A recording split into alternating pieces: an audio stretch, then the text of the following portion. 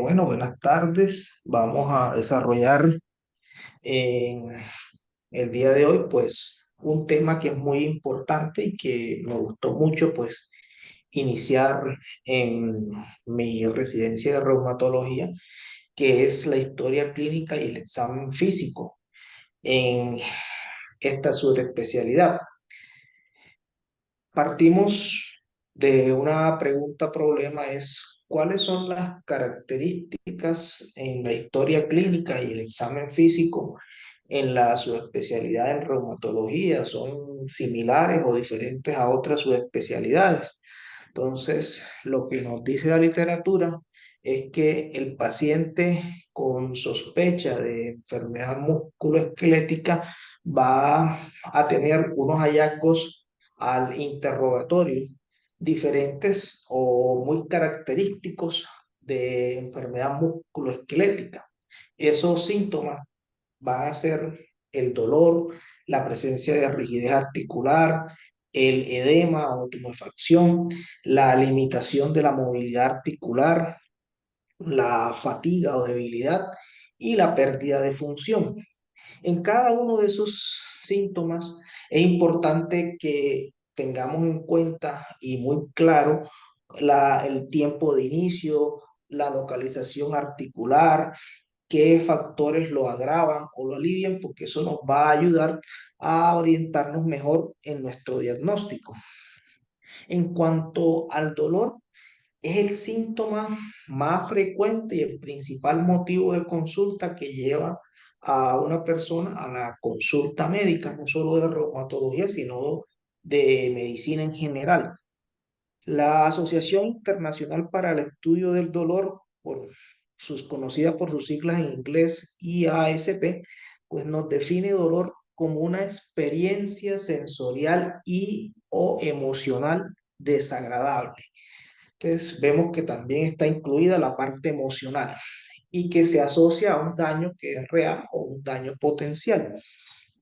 En cuanto al dolor, es muy importante que tengamos en clara la distribución del dolor, dónde refiere nuestro paciente que presenta dolor y si ese dolor concuerda o no con unas estructuras anatómicas definidas.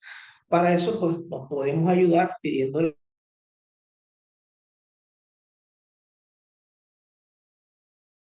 dolor, porque puede ocurrir en algunos trastornos, como por ejemplo la fibromialgia, donde el paciente va a tener o va a referir dolor extenso que está por fuera de las estructuras anatómicas concretas.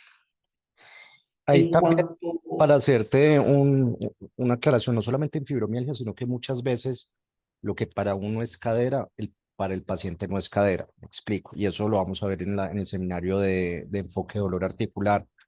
Uno les pide que se señale porque, por ejemplo, para nosotros el dolor de cadera, o sea, es dolor coxofemoral, que es un dolor inguinal, mientras que para el paciente dolor en cadera puede ser un dolor glúteo o un dolor lateral de cadera, que son usualmente dolores por fuera de la articulación coxofemoral, que podrán tener o no relación con la articulación, porque pueden ser tejidos blandos alrededor de esta, pero que no son cadera propiamente dicho. Lo mismo puede suceder cuando le dicen a uno mano, me está doliendo la mano, y cuando uno le dice a la persona que señale, se puede estar señalando el antebrazo o incluso se puede señalar el hombro. Entonces, por eso siempre es muy importante pedirle al paciente de una forma muy respetuosa que señale, porque incluso a veces hay gente que cree que uno se está burlando o que uno les está insinuando que no saben lo que están diciendo, y realmente es para que quede muy claro dónde les está doliendo. Incluso cuando dicen mano, pues vamos a ver más adelante que no es lo mismo que le digan a uno que le está doliendo una interfalángica distal o la primera carpometacarpiana a que le estén doliendo las metacarpofalángicas. Eso nos va a ayudar a nosotros totalmente. para ubicar mejor y para hacer después una aproximación de etiología. Sí, señor, así es.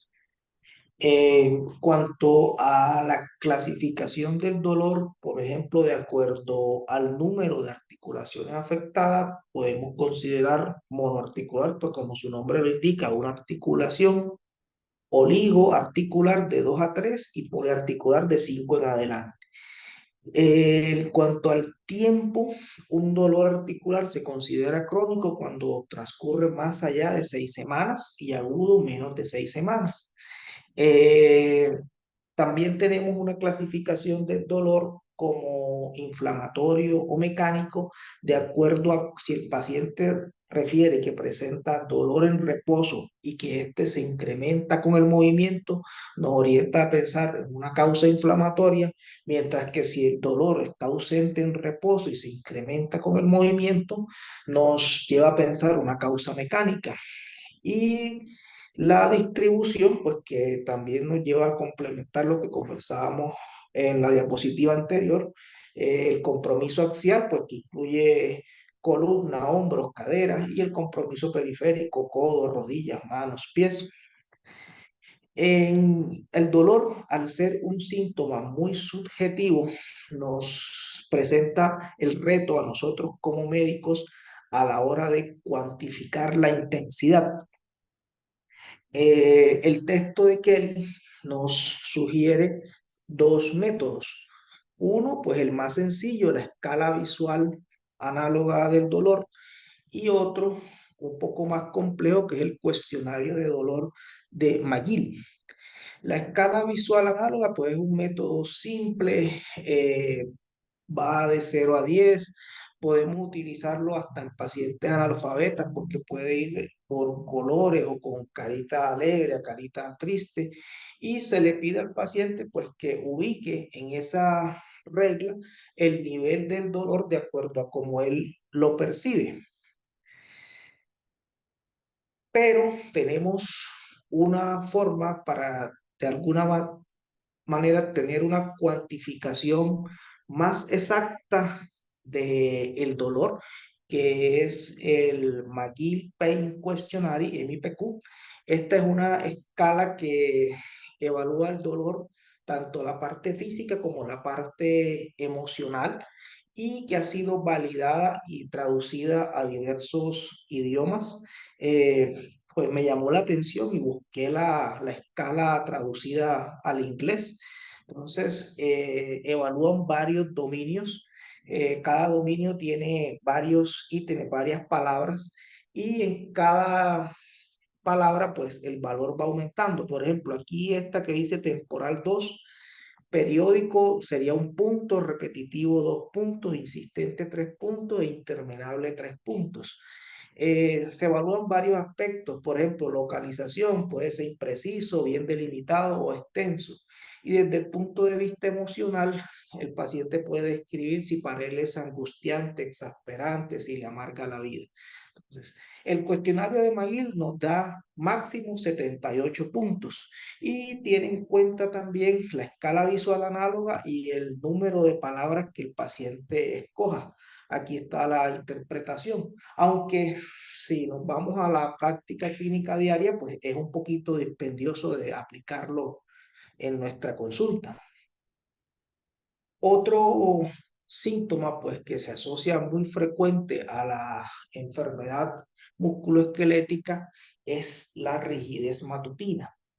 Desde el punto de vista de la reumatología, la rigidez es una sensación de limitación o de malestar que presenta el paciente en sus articulaciones después de un periodo de inactividad. Es algo que no es exclusivo solamente de la enfermedad reumática, porque puede estar presente en otros trastornos como la fibromialgia, la enfermedad de Parkinson, y me llamó mucho la atención que describen hasta en la apnea del sueño. Entonces, es importante que a nuestros pacientes les preguntemos el tiempo que tardan sus articulaciones en llegar al punto que ellos manejan normalmente durante el día. Las enfermedades como, por ejemplo, la osteoartrosis pueden presentar rigidez, pero la rigidez tiene una duración mucho menor de 30 minutos o menor de 60 minutos en comparación con la artritis reumatoide, que puede tener una duración de la rigidez de más de 60 minutos. Otros síntomas, la limitación del movimiento. Entonces, debemos diferenciar qué es limitación del movimiento y qué es rigidez. La rigidez es pasajera y la intensidad variable, mientras que la limitación del movimiento secundaria a enfermedad articular como tal es fija y no varía. Eh, Evaluar el tiempo de evolución de esta limitación. Si es un inicio brusco, pues no vamos a pensar en enfermedad musculoesquelética, sino en algo más neurológico o en una ruptura o una fractura. El edema es otro de los síntomas y también debemos buscarlo al examen físico. El edema en la patología osteomuscular sigue una distribución típica de acuerdo a algunas patologías. Por ejemplo, en la artritis reumatoide es un edema que es simétrico, que compromete las metacarpofalángicas e interfalángicas proximales, mientras que en patologías no musculoesqueléticas o no reumáticas, podemos encontrar edemas difusos de los tejidos blandos que pueden tener diversos orígenes, como insuficiencia venosa o obesidad. La debilidad es otro síntoma que refieren los pacientes, sensación de pérdida de la fuerza muscular, pero esta debe ser demostrable al examen físico y si se acompaña o no de hallazgos articulares. Si los hallazgos articulares están ausentes, debemos pensar más en un proceso como una neuropatía. Tener en cuenta el tiempo de evolución de la debilidad y cómo se manifiesta esta a lo largo del tiempo. Si el inicio es repentino, pensar en un proceso como un ACV. Si este tiene un inicio insidioso, podríamos pensar en una polimiositis, y si es un trastorno intermitente, una miastenia grave. Otro síntoma muy frecuente en la consulta de reumatología es el cansancio. Cuando uno lee artritis reumatoide o uno lee lupus, ve que uno de los síntomas que van a referir los pacientes es la fatiga, el cansancio. Y el texto de Kelly nos dice que el cansancio se define como una inclinación o un deseo del paciente de descansar cuando no hay, incluso no hay dolor o no hay debilidad. Debemos tener cuidado de no confundir el cansancio o fatiga con malestar general, que son los síntomas que los prodromos que están presentes antes de un cuadro agudo. Perfecto. Eh, Quédate ahí un momentico. de, Entonces, ojo que es fundamental no confundir cansancio con debilidad, con limitación del movimiento de una articulación o de una extremidad o de algún segmento corporal. Y eso es muy importante. Y ahí viene el mismo cuento, como cuando nosotros le preguntamos al paciente, señálese donde usted me dice que le está doliendo, es el mismo cuento. Cuando el paciente le dice a uno, me siento débil, espérese señora, qué pena. Se siente débil de que se siente fatigado, cansada, y muchas veces eso es el que el paciente, a lo que el paciente se refiere, y eso nos puede evitar a nosotros enfoques equivocados, porque realmente no, el paciente no se está quejando de debilidad, sino de fatiga, y el enfoque cambia mucho. Lo mismo, usted se siente débil es de que no tiene fuerza para pararse porque no tiene fuerza, y suena redundante, o me dice que se siente débil porque no tiene fuerza para pararse, porque le duele la cadera, porque le duele la rodilla, o porque le duele la región lumbar. Y eso también nos va a dividir, por así decirlo, el enfoque. No es lo mismo que yo no soy capaz de pararme porque me duele la región lumbar, entonces ahí nos vamos para el enfoque de dolor lumbar. Ah, yo no soy capaz de pararme porque no tengo fuerza para levantarme de la silla, que ahí probablemente nos vayamos a un enfoque de debilidad, pensando más en miopatía inflamatoria por una debilidad proximal, porque el paciente tiene debilidad en la cadera. Entonces, esto es muy importante y siempre tenemos que buscar diferenciar eso cuando estamos hablando con el paciente, cuando nos están comentando a nosotros un caso clínico e incluso cuando le estamos escribiendo en la historia clínica. Y ojo que preferimos, en vez de cansancio, preferimos más bien utilizar fatiga en vez de cansancio. ¿Listo? ok, profe, sí, señor. Otro síntoma a evaluar es la pérdida de la función. Esto es muy importante porque tiene un gran impacto en la calidad de vida del paciente y también en la carga económica que genera la enfermedad en la sociedad en general. Podemos evaluar la pérdida de función de dos maneras. Una es haciendo preguntas sobre la capacidad que tiene el individuo de realizar sus actividades de la vida cotidiana, comer, bañarse, arreglarse, o podemos hacerlo de una forma un poco más concreta con el cuestionario de evaluación de la salud multidimensional que se conoce por sus siglas en inglés NDIQ. Este cuestionario pues evalúa varios ítems, aquí lo vemos, sobre la capacidad que tiene el paciente de realizar sus actividades y el paciente los va a describir si hay dificultad o no para realizar esas actividades. Desde el punto en que no hay ninguna dificultad hasta cuando no puede hacerlo, ¿ya? Varios de los componentes del cuestionario de evaluación de la salud multidimensional hacen parte de la puntaje Rapid 3 que utilizamos para evaluar la actividad en artritis reumatoide. Entonces, esto es muy importante tenerlo en cuenta en nuestros pacientes porque en reumatología pues nos vamos a enfrentar a pacientes con enfermedades crónicas degenerativas donde la pérdida de la funcionalidad va a estar presente. En cuanto al examen físico, en la enfermedad musculoesquelética, así como hablamos de unos síntomas que son sugestivos de la enfermedad articular, también al examen físico hay unos signos que nos sugieren la presencia de artropatía, como son el edema o tumefacción, el dolor, la limitación del movimiento, los crépitos, la deformidad y la inestabilidad. Siempre a la hora de abordar un paciente con sospecha de enfermedad musculoesquelética, nosotros debemos tener como objetivo descartar que existan alteraciones estructurales o funcionales a nivel articular. En cuanto al edema o tumefacción, hay muchas causas que nos pueden generar edema articular, como un derrame articular, una proliferación de líquido, inflamación del tejido subcutáneo, bursitis, tendinitis o un ensanchamiento óseo. Entonces, es muy importante el examen físico y la anamnesis para diferenciar la causa del edema. Debemos seguir un patrón.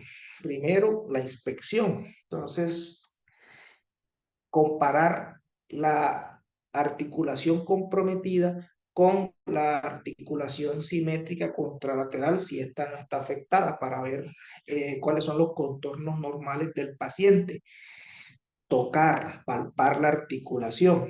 Eh, en cuanto al edema, pues muchas veces la membrana sinovial normal no es palpable, pero en algunos casos de edema, pues se puede percibir engrosada en algunos pacientes con artritis reumatoide. El texto de Kelly, ya en 2016, él me llama la atención que describía que muchas veces con el examen físico no es posible llegar a una conclusión sobre la causa del edema y nos sugiere la ecografía como una extensión de los sentidos del médico en la exploración física. Y ojo que esto es muy importante. Entonces, no hay nada que reemplace examen físico e interrogatorio porque son medidas que todos tenemos disponibles y que pues no valen, o sea, ya están incluidos en la consulta, por así decirlo, no le vale de más al sistema de salud.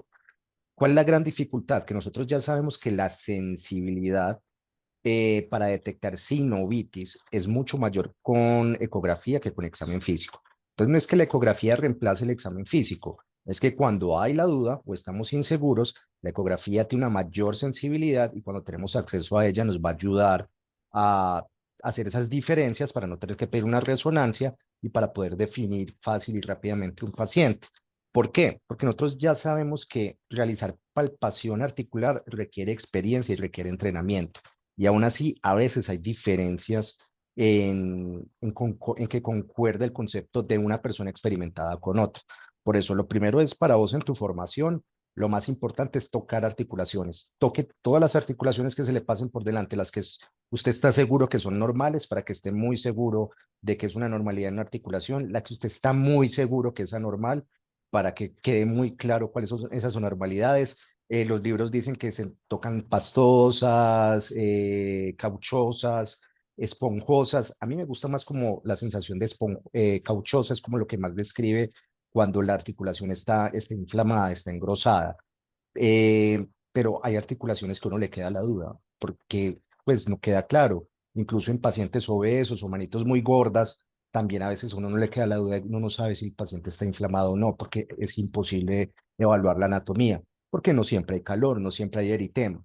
Entonces, es muy, muy importante tener en cuenta esa limitación que tiene el examen físico a nosotros que nos toca ser expertos en examen físico musculoesquelético, tocar articulaciones todos los días, desde las que uno sabe que están normales hasta las que son obvios que está enfermas y todo lo de la mitad, pero también tener en cuenta que el examen físico no siempre va a ser 100% sensible específico, que muchas veces nos van a quedar dudas y que para aclarar le echamos mano a la ecografía, no como un reemplazo, sino como una extensión al examen físico. Ok, profe, sí, señor. La presencia de dolor, pues cuando el paciente nos refiere dolor, evaluar la articulación, como lo comentamos previamente, no solamente la articulación que el paciente refiere, sino toda el área periarticular, porque a veces el dolor puede no ser originado en la articulación, sino en los músculos o en los tendones, e incluso hasta en la piel periférica o adyacente a la articulación. En cuanto a la limitación del movimiento, así como debemos estar familiarizados, como usted bien lo dijo, profe, con las características del edema y el dolor en la articulación, también debemos estar familiarizados con los arcos de movimiento y de amplitud normal de cada articulación. Cuando un paciente nos manifieste limitación del movimiento, siempre es importante comparar con la articulación contralateral, a ver si existe variación o no. Y un dato importante es comparar la amplitud del movimiento pasiva con la activa. La pasiva es cuando yo como examinador tomo la articulación del paciente, extiendo y flexiono, él es objeto pasivo, él no está haciendo fuerza. Y la activa es cuando le pido al paciente que él mismo haga el movimiento de flexión y extensión.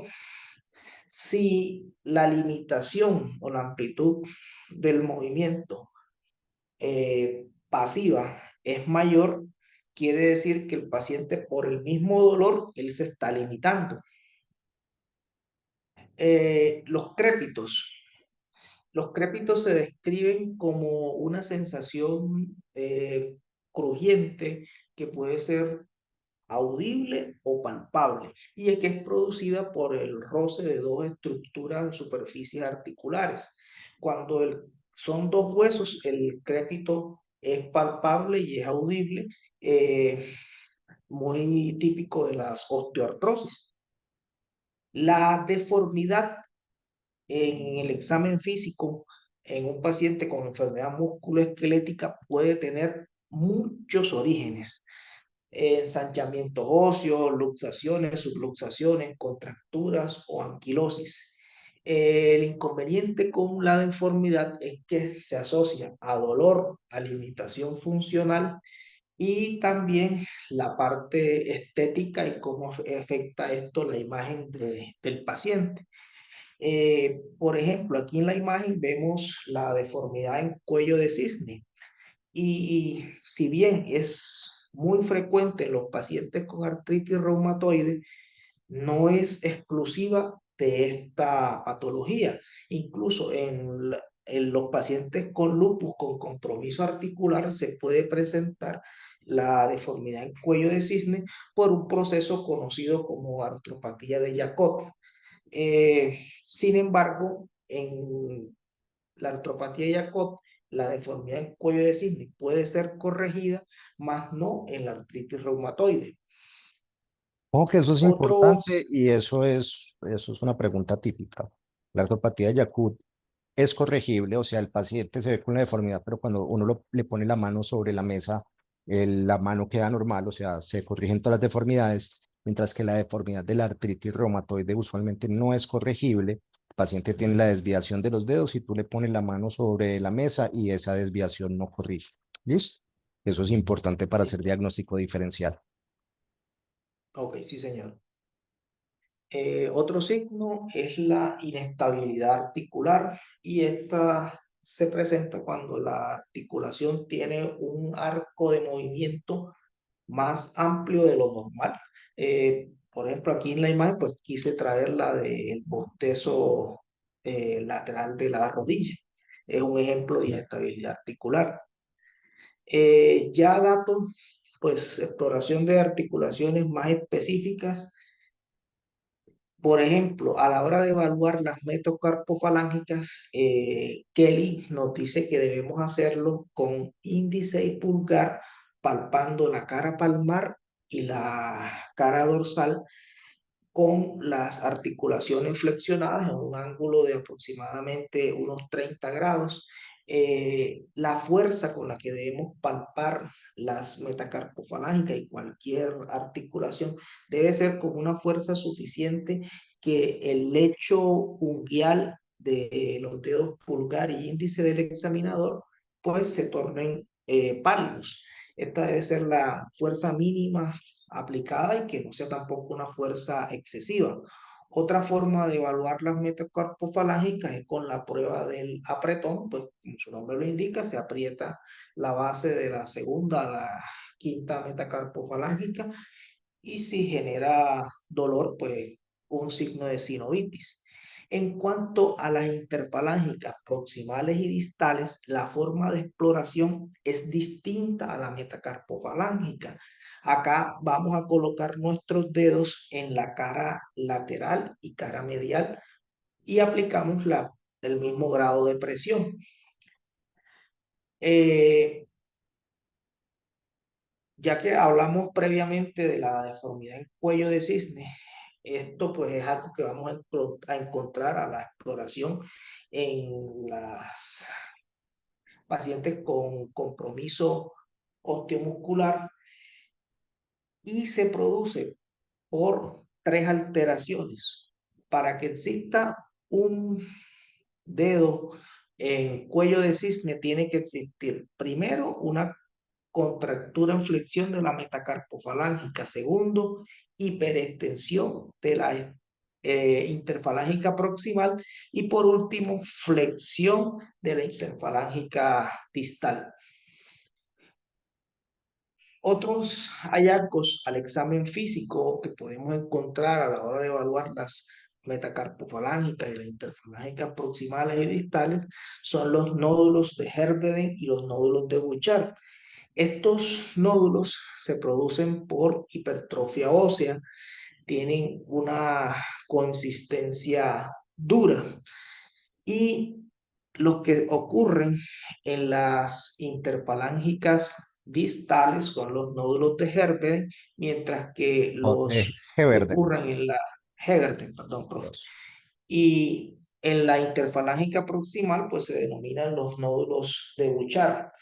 Eh, no son edemas, porque a la hora de palparlos nos vamos a dar cuenta de que tienen una consistencia ósea, una consistencia dura, y se asocian más con la osteoartrosis. Los Ojo, hallazgos, no, osteoartrosis no, sí, osteoartritis. osteoartritis, sí, señor. Listo. Es importante que los hallazgos que nosotros evaluemos en nuestro paciente los registremos en la historia clínica. Ahora, ¿cómo lo vamos a hacer? Eh, en la revisión, pues la literatura describe que en el año 1978 se propuso el sistema TDM para el registro de la exploración articular, la T de tumor, D de dolor y la M de limitación del movimiento. Sin embargo, era muy dispendioso y poco práctico. Entonces, posteriormente se propuso el registro mediante los recuentos articulares. En el recuento articular yo voy a evaluar la presencia de dolor y la presencia de edema o tumefacción.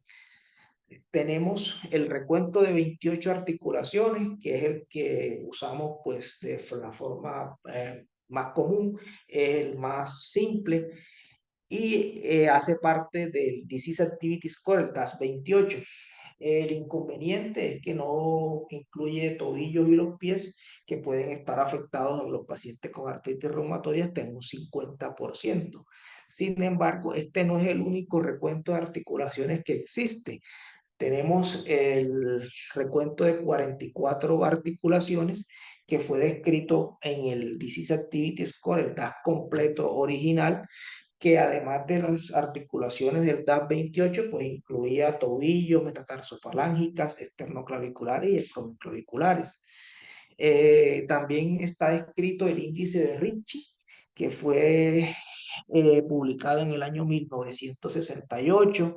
Tenía 53 articulaciones, pero se puntuaba sobre 26 porque él contaba todas las metacarpofalángicas como una, todas las interfalángicas proximales como una, las distales como una. El puntaje máximo era 78, pero era muy dispendioso de utilizar. Y el recuento articular más completo es el recuento 66-68. ¿Por qué tiene este nombre? Porque se cuentan 68 articulaciones dolorosas máximo y 66 articulaciones edematizadas máximo al excluir la cadera. El inconveniente, como los anteriores, es que es muy difícil de aplicar en la práctica clínica diaria. En este cuadro, pues comparamos los diversos tipos de recuentos articulares y tenemos aquí señalado en el recuadro rojo, pues las articulaciones que puntúan en el recuento de 28.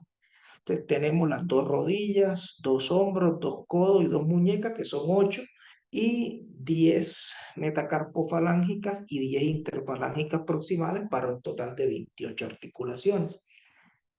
En conclusión, pues nosotros como médicos debemos tener claro la el significado del, tanto de la presencia como de la ausencia de un signo o síntoma articular.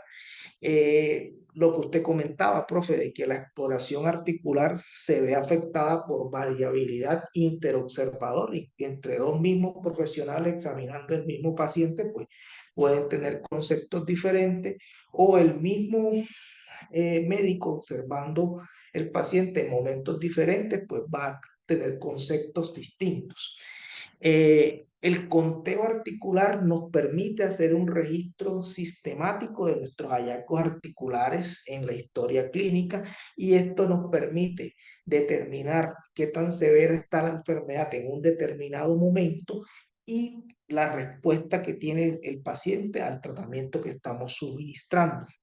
Y por último, pues lo que comentábamos con respecto a las ayudas diagnósticas, que numerosos estudios han demostrado que obviamente la ecografía y la resonancia tienen más sensibilidad para detectar la sinovitis. Incluso con la resonancia está descrita de que el edema de la médula ósea se puede detectar en pacientes antes que presenten dolor o antes de que presenten edema y que ese edema de la médula ósea tiene un alto valor predictivo positivo para el desarrollo de erosiones articulares. Quise traer esta frase del doctor Farreras, que fue el autor del texto de medicina interna Farreros Rothman, donde él dice que él ha luchado mucho contra la costumbre de confiar más en los laboratorios y en los estudios complementarios, porque esto era un gasto en términos de tiempo y dinero y que perdía la oportunidad de establecer contacto con el paciente. Muchas gracias.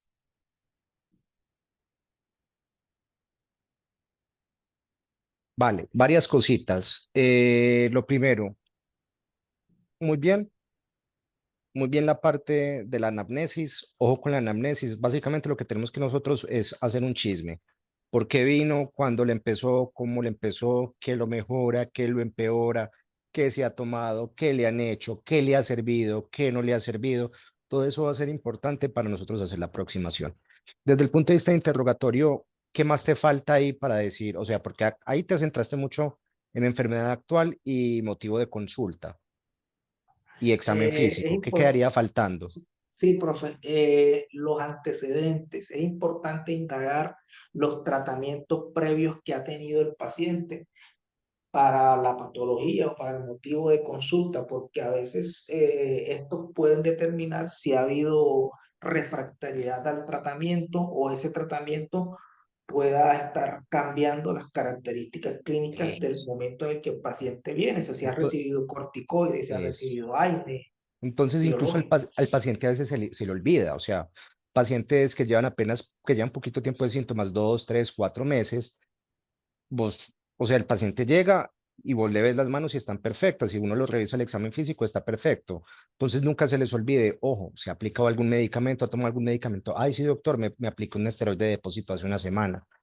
Entonces, porque uno llega, le cuentan una historia de algo totalmente inflamatorio y va al examen físico, el paciente no le duele ni un pelo. Entonces, siempre es muy importante qué ha tomado, qué se ha aplicado, si ha aplicado algún medicamento y cómo le fue. Porque también un paciente con artropatía inflamatoria es inusual que no mejore, así sea unos días, con esteroides, mientras que un paciente con una fibromialgia le aplica un esteroide y el paciente dice que no tuvo ninguna mejoría. Entonces, eso va a ser muy importante para nosotros. De hecho, la mejoría antiinflamatoria en esteroideo en dolor lumbar es algo que lo hace uno sospechar espondiloartritis. Entonces, muy bien, tratamientos. Dentro de la parte de antecedentes, ¿qué es más importante? Que también es importante en antecedentes. Evaluar si el paciente tiene antecedentes familiares de enfermedades Si uno autoinmunes. tiene antecedente familiar de enfermedad autoinmune, sea de reumatología o no, usualmente eso aumenta la probabilidad de que uno tenga enfermedad autoinmune. Entonces, ojo, muy importante el antecedente de artritis reumatoide y muy importante el antecedente de psoriasis o artritis psoriásica. Son enfermedades que tienen una alta carga de heredabilidad y que son muy importantes conocerlos desde el punto de vista interrogatorio. Dentro de antecedentes personales también, ¿qué más hay que preguntar?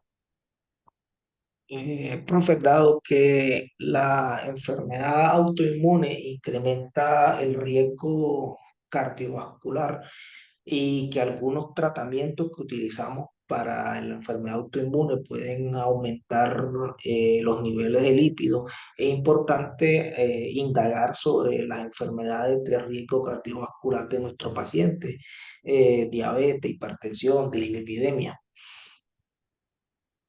Perfecto. Entonces, comorbilidades. ¿Qué más hay que preguntar en antecedentes personales? Los antecedentes infecciosos, dado que muchos de los tratamientos pues se basan en inmunosupresión. Entonces, antes de decidir si voy a inmunosuprimir a un paciente, antes de incluso mandarle las pruebas para descartar tuberculosis latente, un PPD, requis de tórax, evaluar, preguntarle a nuestro paciente si ha estado expuesto a paciente con síntomas respiratorios o si ha padecido la tuberculosis, por ejemplo, o otras infecciones, hepatitis B, hepatitis C, entre otras. Listo, perfecto. Entonces, los antecedentes infecciosos. ¿Qué otras cosas son importantes en los antecedentes personales?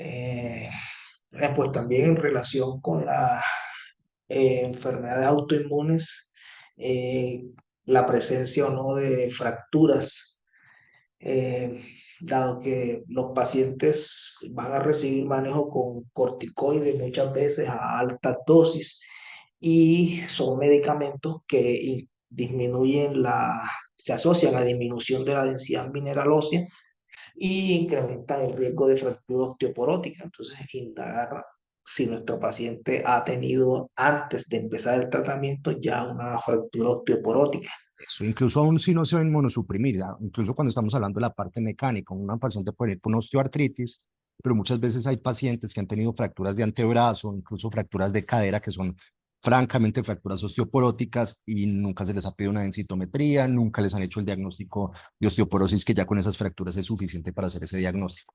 Entonces, muy bien, desde el punto de vista, pensando nada más en osteoporosis, es que los pacientes podemos llegar a un diagnóstico de osteoporosis simplemente con el antecedente de preguntarles si ya tiene una fractura o no, identificando esas fracturas de osteoporosis, porque el paciente que viene por un dolor en un dedo, pues va a decir a esta persona no le importa para nada si yo me he quebrado la cadera o no. Y lo segundo, pues si lo voy a inmunosuprimir, con mayor razón que pues no se nos pase una comorbilidad que nosotros podríamos empeorar con los glucocorticoides como una osteoporosis. Listo. También lo mismo cuando Sí, hablaste señor. ahorita de riesgo cardiovascular, diabetes, hipertensión arterial, hiperlipidemia, pues si vamos a utilizar glucocorticoides, tenemos que tener en cuenta que si el paciente es diabético, yo le voy a poner glucocorticoides, esa diabetes probablemente se va a desorganizar y tengo que estar atento para que las personas que están a cargo de esto lo intervengan. ¿Qué otras cosas son importantes en la parte de antecedentes personales? Nos faltan dos cositas y ya damos por terminado el seminario. ¿Qué dos cosas?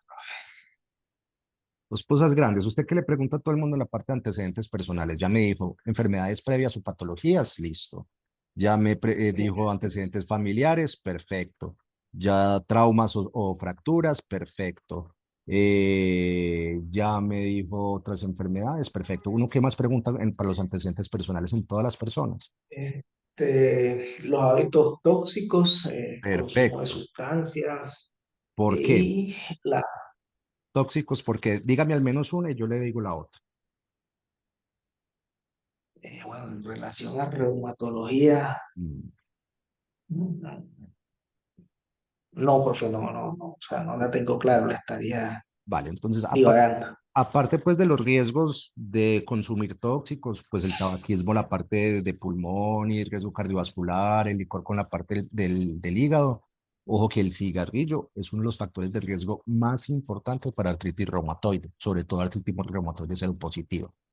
Entonces, si un paciente viene con un dolor articular, inflamatorio, de un antecedente familiar de artritis reumatoide, aparte de eso es fumador, uno dice, uy, una de las primeras posibilidades es sacar artritis reumatoide. Tiene derecho a que le dé cualquier enfermedad autoinmune, pero artritis reumatoide es importante acá. Y lo otro, los pacientes que utilizan cocaína, cuando la cocaína está contaminada con levamisol, eso puede desencadenar una vasculopatía inducida por cocaína levamisol o incluso inducir enfermedades autoinmunes como vasculitis ANCA. Entonces también eso va a ser importante porque nosotros aprendimos, nos tocó aprender en esta ciudad, en Medellín, muchos pacientes que llegaban con unas enfermedades que parecían vasculitis o que eran muy sugestivas de vasculitis y terminaron siendo vasculopatías por cocaína levamisol. Y ahí estaba la etiología. Ok. Entonces eso es muy importante. Y queda nada más pues queda una sección importante de antecedentes personales, que no le ha preguntado a su paciente. Las Ya le pre- alergias. alergias es importante, pero desde el punto de vista de etiología, cuando estamos pensando en enfermedades, alergia siempre va a ser importante, siempre tendremos que preguntar, sobre todo, por ejemplo, sulfas, que hay alertas grandes, o sea, si yo ya sé que un paciente es alérgico al trimipropil sulfa, no le voy a dar sulfasalacina. Si el paciente alguna vez hizo alguna alergia a un AINE, ya sé que al menos esa familia de AINE no se lo doy. Pero ¿qué más le falta cuando uno está buscando etiologías o enfermedades autoinmunes? ¿Qué te falta? Y Eh, desde el punto, en las mujeres, ajá, indagar sobre los antecedentes ginecológicos, eh, las pacientes que han tenido abortos recurrentes o dificultades para el embarazo, entonces, puede orientarnos esto a pensar en un síndrome antifosfolípido o también si se asocia o no a los eventos trombóticos a repetición. eso, entonces, ojo, es que a la paciente va a decir, este reumatólogo, ¿qué le va a importar si yo he tenido dos abortos? ¿O qué le va a importar que tuve una preeclampsia una vez? ¿O que un hijo tuvo una restricción en el crecimiento intrauterino? Eso es muy importante para nosotros, sobre todo cuando estamos hablando de enfermedades del tejido conectivo como lupus o síndrome antifosfolípido. Entonces va a ser muy importante para el diagnóstico y pues el paciente no tiene que saber que eso es importante para nosotros. Si uno no lo pregunta, nunca se va a enterar. Y lo segundo, ojo, nosotros manejamos medicamentos que son citotóxicos o medicamentos que son teratogénicos, entonces ojo con la fecha de la última menstruación, ojo con la fecha de la última menstruación. Y en la parte de planificación familiar, uno tiene que ser muy respetuoso, pero muy directo. ¿Cuándo fue su última menstruación? está planificando, no está planificando, y si no está planificando, ¿por qué motivo no está planificando? No está planificando porque tienen planeado buscar bebé en este momento, y en ese caso yo tengo que ver si yo tengo que dar alguna consejería sobre concepción.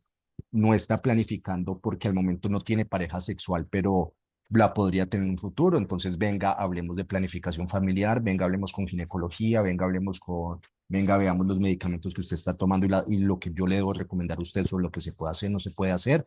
Si en este momento no quiere quedar embarazada, pero en el futuro quiere quedar embarazada, venga, planeemos su manejo. Y si en este momento, bueno, no estoy teniendo relaciones sexuales, porque a veces le dicen, no, no estoy teniendo relaciones sexuales en este momento, uno tiene que ser lo suficientemente abierto para preguntarle, bueno, perfecto, ¿no estás teniendo relaciones sexuales? ¿Me lo estás diciendo es que no estás teniendo ninguna relación sexual o no estás teniendo relaciones sexuales con hombres, que no vas a quedar embarazada, pero estás teniendo relaciones sexuales con mujeres? Y en ese caso, hablamos de una forma muy abierta si requieres planificación familiar porque eres bisexual, porque a veces tienes relación sexual con hombres, o si nada más es que tienes con mujeres y no planeas tener relaciones sexuales con hombres, ven desde el punto de vista de consejería de prevención de ETS, porque las mujeres entre ellas también pueden tener transmisión, enfermedades de transmisión sexual, y eso va a ser importante a nosotros en nuestros pacientes inmunosuprimidos. Entonces hay que ser muy respetuoso, pero muy abierto y siempre hay que indagar y chulear todo. Venga, fecha de la última menstruación. Perfecto. No hay retrasos. Listo. Igual. ¿Está planificando o no está planificando? Si está planificando, veo a ver si la planificación la tenemos que modificar para lo que yo quiero. Si no está planificando, venga a ver, no está planificando porque desea un embarazo y en ese caso yo veo a ver qué tengo que hacer yo como reumatólogo, o no está planificando porque en este momento no tiene relaciones sexuales, pero cuando tiene relaciones sexuales la tiene con hombres. Y si no tiene relaciones sexuales con hombres o no está teniendo relaciones sexuales con hombres o nada más tiene relaciones sexuales con mujeres, cómo hacemos la parte de consejería desde el punto de vista de infecciones de transmisión sexual. ¿Listo? Listo, profesor. Sí, señor.